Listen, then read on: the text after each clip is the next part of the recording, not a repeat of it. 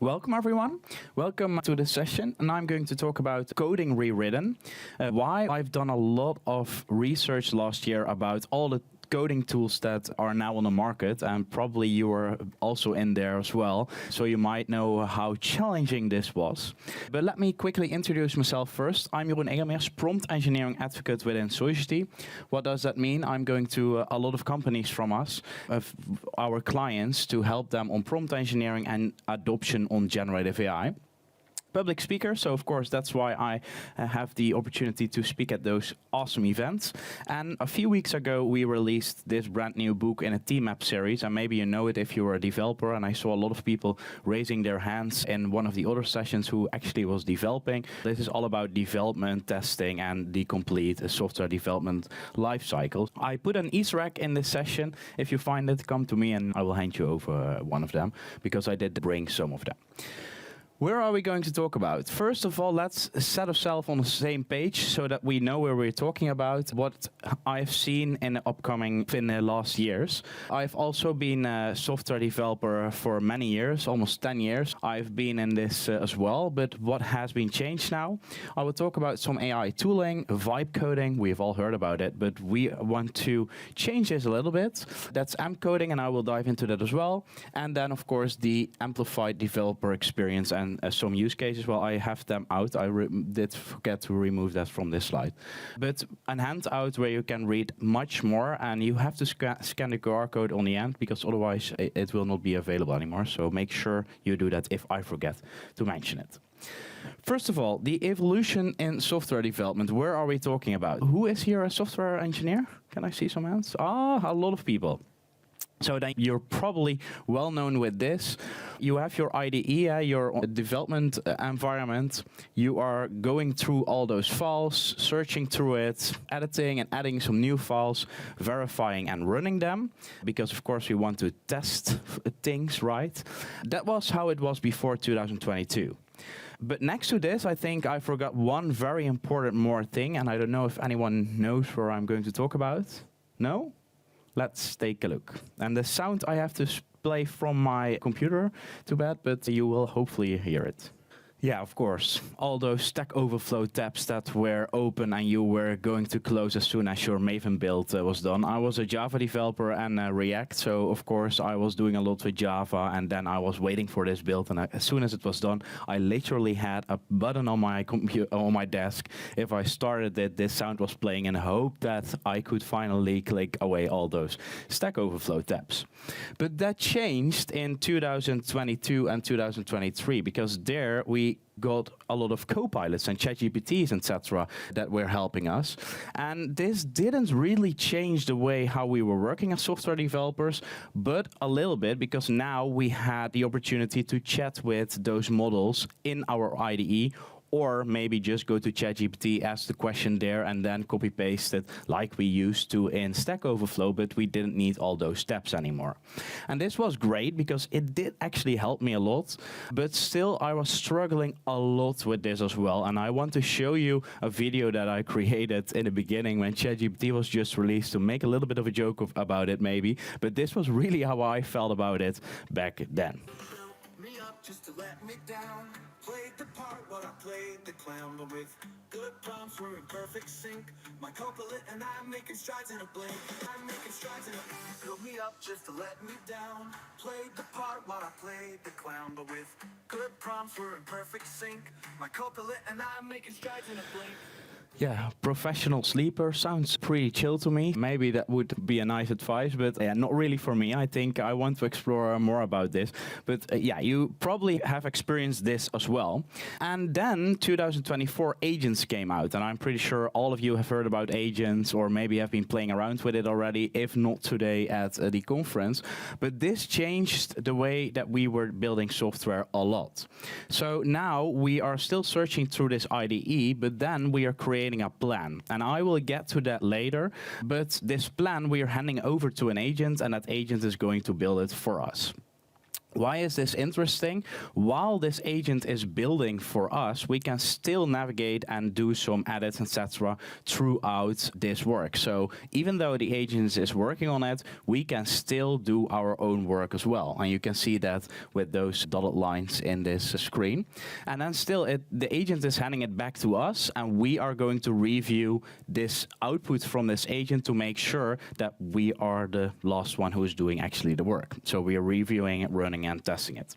And this was great, but I tried to keep up with all the tools that were released, and I made a picture from that, and it's still available. Now it's more community driven, but this was way too hard to do. So even though I tried to keep up with all the tools that are on the market and rate them and give all information available on one page, it was completely out of question to keep track with this. So I built a website where people can rate this themselves, and I'm doing this, of course, also to track this. But I think two of those parts are very interesting. First of all, you have the IDE integrated tools that are integrated, as it says, in your IDE. And I'm going to dive into that. Why is it interesting? Because you can really work together in your environment with those tools. And then you have the AI engineering tools on the top, and I would call them vibe coding tools. Here you are just dropping something to AI, and it will completely build for you the website or whatever you're requesting. And why do I say vibe coding tools? This is a pretty new term, I would say, but in terms of AI, very old already, if we're talking about February 2025. But vibe coding is very simple. It is just making AI do the work for you without you being in control anymore. And if we're talking about coding, this is how the person who actually did bring this up also sees. You're accepting always all code that comes in. You don't review any diffs, because why should you? AI will fix it for you. Error messages, you just copy them and bring them to AI, and AI will fix it for you. And the same for bugs, etc. If you run into bugs, AI will fix it, and we all know that's not always true. Then we will find a way around to make sure that we still get the right result.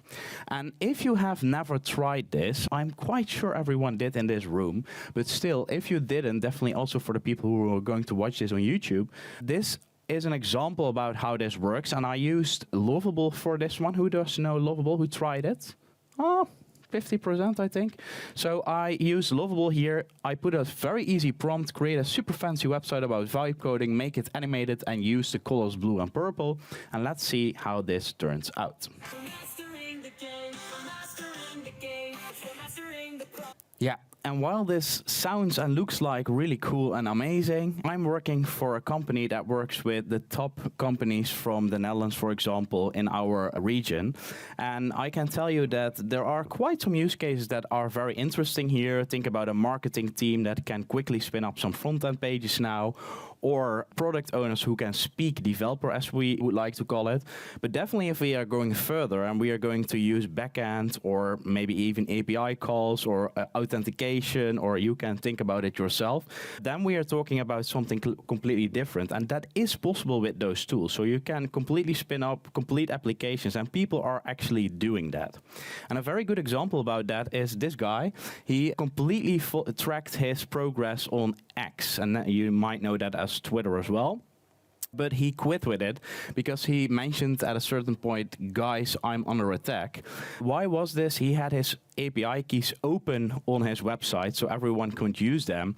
Someone copied them as first, of course. We're using this to use his OpenAI keys. And the most interesting thing about this is that he published them. Actually, I'm not technical, so this is taking me longer than usual to figure out. For now, I will stop sharing what I do publicly on X. That's where we are going to, right? So people are really using those tools without any coding experience, and they are running into real issues. And not only issues, they are also going to blame those tools. That's very interesting. You are using a tool and you're going to blame that tool that doesn't work like you're expecting. Like here, I'm never touching cursor again. This guy mentioned in a chat, did you just delete my whole beep data from my database? And that is of course a bad thing for him, but Claude in this case replied with, I sincerely apologize, yes, I made a serious mistake. And that's maybe not even a funny part, because I really like the last part. I don't even think that this user did read any further than those 2 lines, so that's why I'm mentioning it. I think that user is already, what did you do? How could you? I really like I choose the nuclear option of resetting the database. And I can go on for this for hours. I'm not going to do that because I'm running out of time then quite quickly. But I want to show you one more thing, because there is one more thing that is very interesting in this new space, and that is rate limits. So a lot of companies are trying and experiencing now with those tools, but their developers, or I would say their vibe coders, are actually hitting the rate limits quite quickly. And imagine that is going to be a thing in enterprise environments or just the companies that you work for. Then this might happen quite soon. Where are you going? It's 1 p.m. Oh, I hit my rate limit on ChatGPT. It's nothing I could do now. Maybe you could try actually coding, doing your job. You played too much. I'll see you tomorrow. And I hope this was, you could all hear it, but he was hitting his rate limit and then of course walking out the room, because why should he stay there if he couldn't do his work anymore? So that's a very interesting thing if this would happen. And I already see this happening, right? I already have been at companies where people said, oh yeah, I have to wait because I hit my rate limit. And I was like, ooh, that's going to be an interesting approach of working. And I think there are a lot of interesting use cases here, definitely to spin up some quick MVPs, etc. But in enterprise environments, we really need something different. And that's where we have been thinking about for a very long time. So meanwhile, there are definitely some other names for it now, but they come all to the same thing. And we call it AMP coding, also amplified coding. So you have a user and an agent or agents, and I'm going to talk about agentic swarms quickly as well, that really work together to come to a solution. So what you can see here is that I'm, for example, requesting something to an agent. This agent is creating a plan, and then I am the one who is going to accept or reject it. And I can continue from there. I can maybe edit my own things first, then continue, and then do the steps that are required to get to the result. And this is completely opposite from vibe coding, right? So here we are reviewing everything. We review with intent. So diffs, we also always check by line. So in the newer tools, you can even accept or reject on line level instead of the complete bunch of generated code. That's a way better approach. Error messages, it's way faster. We did really investigate this to first investigate it yourself and then narrow the question or the request that you're sending to those agents first before actually going to fix the bug or error message. Yeah, same for bugs. The downside here is, of course, that you need coding experience. So that's really something you should think about then. And next to this, that you need to understand how this works, get those skills to work with those agents really well, there are some new skills for developers that they really have to explore. And first of all, context is king. We have heard about context engineering today, probably already a few times. I see that a bit different, but other story. What is interesting to understand is what context are we talking about? So what is the context window from those agents, of the models that you're using, and that you are switching between them during development. And if you're getting used to that, you can develop way quicker and better code. So here is my list, how I see it at this moment, and this is really personal, so this is how I do it, but people have different opinions about this. So, for example, if I'm working with front-end code, I go first to Cloud Sonnet 4.5, for example, at this moment. But if I want to work with back-end code, and in this case, that could be a lot of different things, but that's also why it's very personal. The back-end technologies I'm using might be completely different from what you are using, and so might be the model that you're using. But as in this case, for example, GPT-5. So there is a big difference in what model I'm using for which task, and I'm switching between them during development. Another important... Sorry? Yeah, there are more models there, but you can't see them because they are on the same dot, let's say. But in the handout, you can just open them. I will give you a handout on the end. Managing context window, yeah, we have already discussed this as well. Context is very important, but here are some takeaways that I got from my research, and there are tons more, but I need to pick some for this session. You really should mention which files you want to use during development. So what I've seen a lot of developers doing is just typing, I want to be in that file, and then you should build this, but you should make the reference to that file. So for example, for some IDEs, this is with a slash or with an @ icon or something, but need really to reference to the right file. So don't just name them.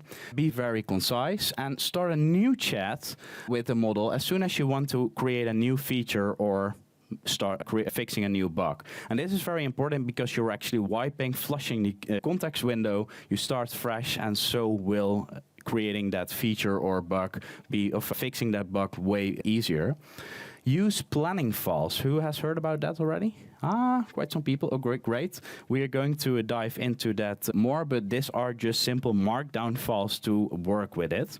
And finally, if you're not using planning files, you should really start creating summaries. So for example, if you're running out of your context window, and for example, Cloud Code, you can see this already. You can just ask for what the current context window is. And if you do so and you see it's running out of the context, you can generate a summary of what you have done at that moment in the chat and bring that summary back to a new chat to start continuing working from there.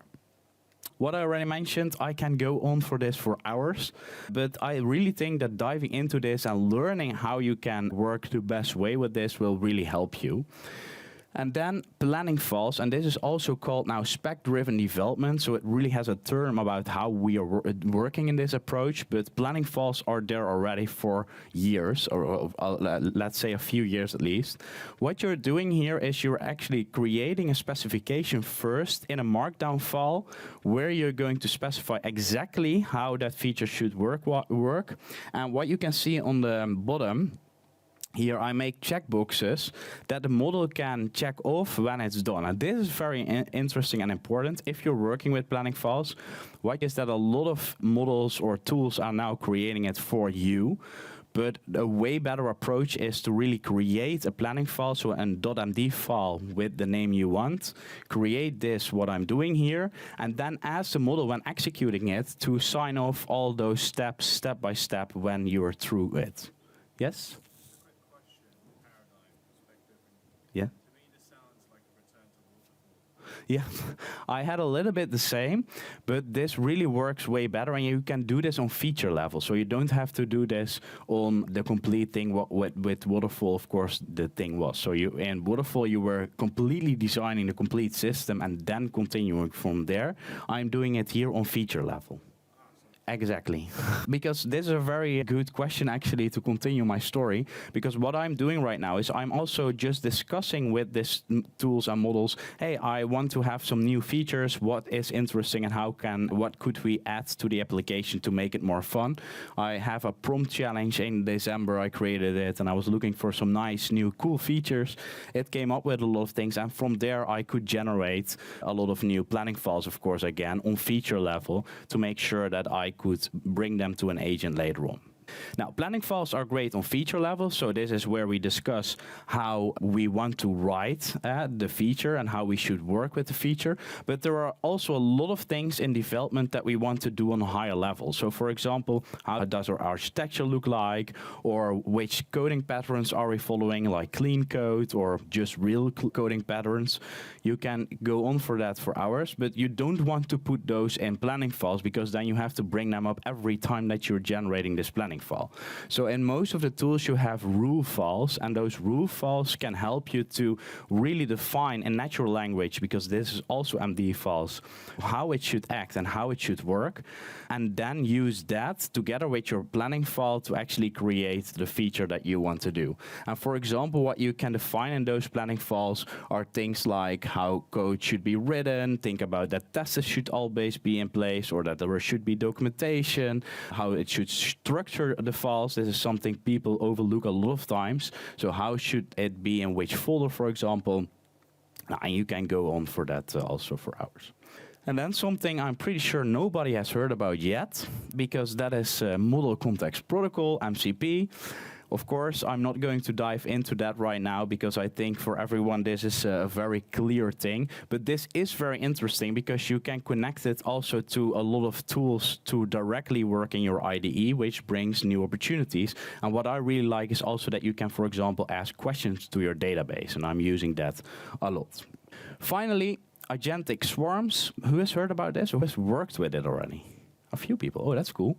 So what you can do now, and you have seen other presentations, I've seen also an other presentation about this already, you can really now spin up several agents that have their own, let's say, role, but their own expertise to make and refine the work that you are working on. For example, you have a front-end agent and back-end and front-end also on their own expertise. So maybe you want to use Angular or React. You can really define that per agent to make sure that you get a way better result.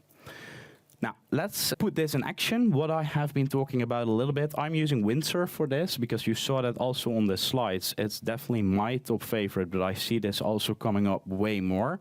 I like this tool because it has, for me, the best IDE integration over Curves or many of the other popular tools like GitHub Copilot. I'm still using them as well, of course, mostly at clients, but this is my go-to tool together with Cloud Code. What I'm going to do, this is my event page. I have here 3 events now. The first 2 are done. Actually, they are already off the website now, but I want to have a badge there that they are sold out. I'm first going to do that with the chat, so just chatting around.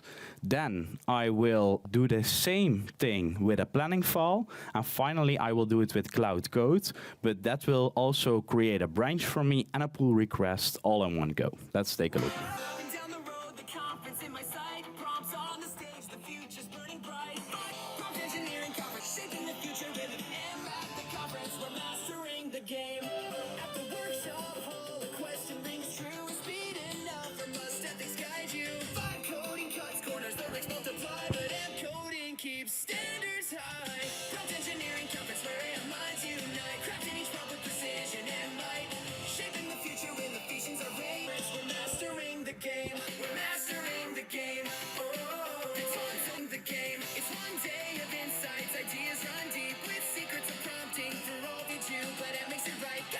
Yeah, that's how quick it can go. I will wrap it up and then I will get to you.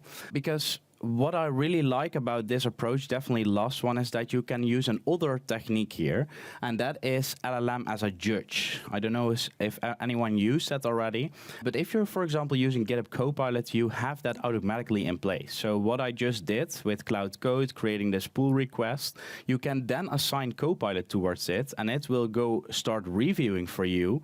You can just copy the complete page, if you would like, with all the names and dates and everything in there, copy it to a planning file, and then trigger that planning file to make Cloud Code or Windsurf or whatever tool you're using to start working on that. And you don't have to worry about all the other things because it will go around that.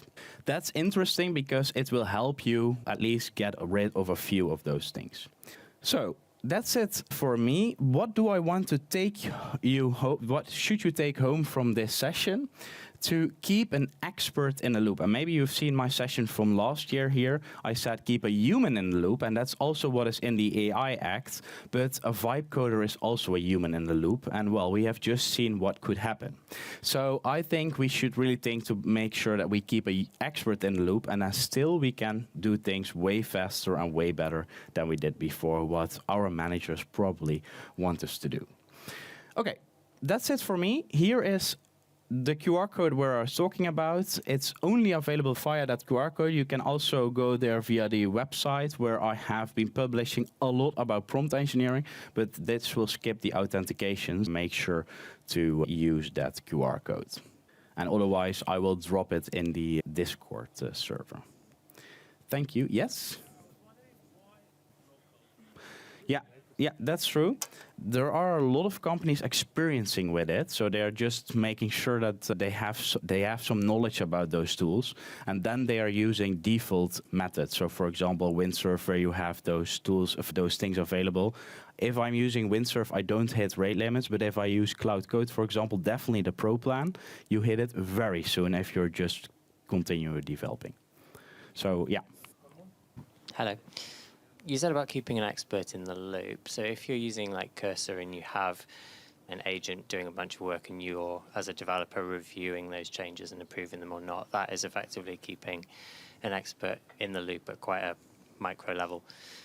When it comes to things like agentic swarms, how are you keeping an expert in the loop if you've got almost like a massive interconnected system doing all sorts of things? Very good question. So you already saw it. I did it just with one agent. So that was actually creating that branch and then that pull request. That was agents working on this thing. But the human in the loop, or expert in the loop in this case, is me reviewing it, except if I'm using LLM as a judge. But then still, this LLM as a judge method that I just mentioned will still bring a new commit to the PR. And we always say it's still my name on the commit, so I want to review it then to make sure that I'm not, that it doesn't, that it's still on a certain quality. Yeah. Maybe using a swarm to do stuff that's not easily managed, something more on a macro level. If you change over your entire business operations to agents, for example, how do you keep an expert in the loop if your CEO is, or if your whole sales team is basically a bunch of agents doing stuff, if that makes sense? That's a like for example, if I want to review what gets posted to Twitter and TikTok and YouTube, for example, before they all go out, that's quite a trivial example. But do you want agents just pushing on all your content? Because like LinkedIn is just full of shit at the moment. Yeah. Excuse me. But I don't think that the real enterprise environments, right? The big companies will do those kind of things. So there will be someone on the end of the loop to make sure that it's reviewed before it's published to Twitter or whatever you're using. And I think what we wrote down here as well is we made a plan when to use Gen AI or not. It's also on a TMAT website, so definitely look that up if you would like.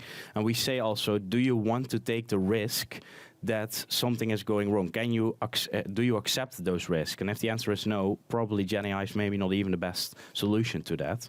Or you really need to have that expert in loop. But in most cases, I think this is really it. I think we have to close because, yeah.